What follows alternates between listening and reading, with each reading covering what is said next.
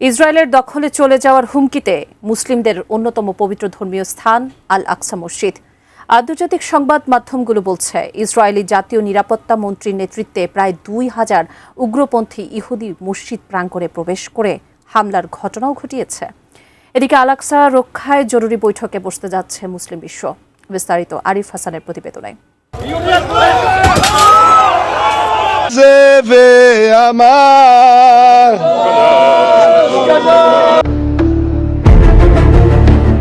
মুসলিমদের কাছে ইসলামের তৃতীয় পবিত্রতম স্থান হল আল আকসা মসজিদ। বর্তমানে গুরুত্বপূর্ণ এই ধর্মীয় স্থান হুমকির মুখে। গত 23 জুলাই ইসরায়েলের জাতীয় নিরাপত্তা মন্ত্রী ইতামার বেন গভিরের নেতৃত্বে প্রায় ২,০০০ ইহুদি আল আকসা প্রাঙ্গণে প্রবেশ করেন। এসব ইহুদিদের অধিকাংশই ছিল অবৈধভাবে বসতি স্থাপনকারী। তাদের কাছে টেম্পল মাউন্ট নামে পরিচিত এলাকাটিতে হামলাও চালায় তারা।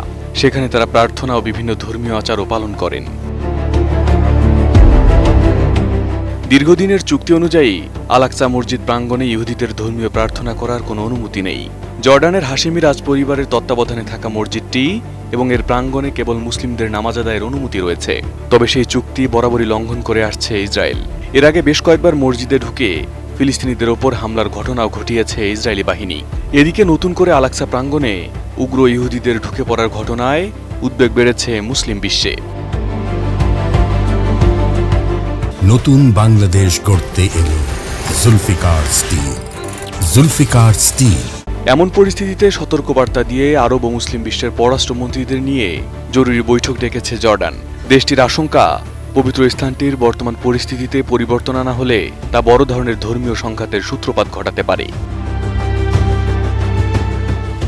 সংবাদ মাধ্যম দ্য গার্ডিয়ান বলছে, ৬ আগস্ট অনুষ্ঠিত হতে যাওয়া এই বৈঠকে আরব লীগের সদস্য দেশগুলোর পাশাপাশি তুরস্ক, ইন্দোনেশিয়া, মালয়েশিয়া ও পাকিস্তানের পররাষ্ট্রমন্ত্রীরা অংশ নেবেন। বৈঠকের আয়োজন করছেন জর্ডানের পররাষ্ট্রমন্ত্রী আয়মান সাফাদি। টেম্পল মাউন্ট এলাকায় বিশেষ পুলিশ ইউনিট গঠনে নিয়োগ কার্যক্রম নিয়ে উদ্বিগ্ন জর্ডান। আগামী সেপ্টেম্বরে ইহুদি ধর্মীয় উৎসবের সময় পরিস্থিতি আর উত্তপ্ত হতে পারে বলে আশঙ্কা করা হচ্ছে। দেশটির পররাষ্ট্রমন্ত্রী আয়মান সাফাদি দ্য গার্ডিয়ানকে বলেন, মসজিদ প্রাঙ্গণে ইসরায়েলের হস্তক্ষেপ বৃহৎ আকারের ধর্মীয় সংঘাত সৃষ্টি করতে পারে এবং এই সংঘাত ফিলিস্তিন ও জর্ডান ছাড়িয়ে সমগ্র মুসলিম বিশ্বে ছড়িয়ে পড়ার আশঙ্কার কথাও জানান আয়মান। আল আকসা প্রাঙ্গণের তত্ত্বাবধানে জর্ডানের ভূমিকা দীর্ঘদিনের।